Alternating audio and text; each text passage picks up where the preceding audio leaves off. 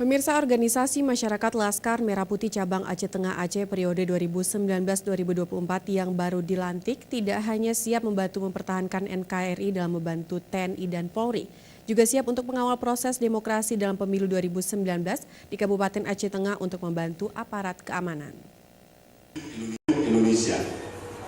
2. Surat keputusan ini Pengurus Markas Cabang Organisasi Masyarakat Laskar Merah Putih Aceh Tengah periode 2019-2024 secara resmi dilantik oleh Ketua Markas Daerah Provinsi Aceh AKBP Purnawirawan Sutri Hamdani.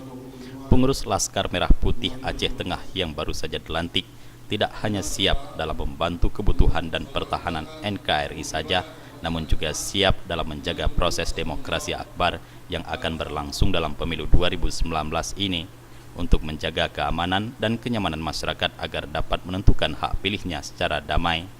Sebanyak 700-an lebih anggota Laskar Merah Putih yang tersebar di 14 kecamatan yang ada di Kabupaten Aceh Tengah akan ambil bahagian sebagai anak bangsa dalam mengawal pemilu 2019 di desanya masing-masing sebagai bentuk tanggung jawabnya. Jadi tugas kita menyadari sekali bahwa TNI dan Polri tidak cukup dua institusi itu untuk mengamankan seluruh kepulauan kita yang begitu luas. Jadi kita ikut membantu, ya. Tugas kita di sini membantu tugas TNI Polri.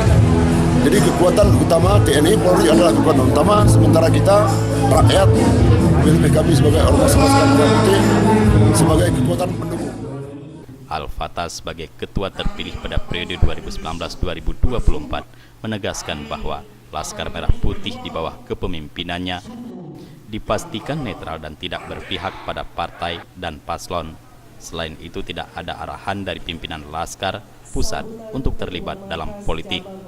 Dari Aceh Tengah, kontributor Aceh TV melaporkan.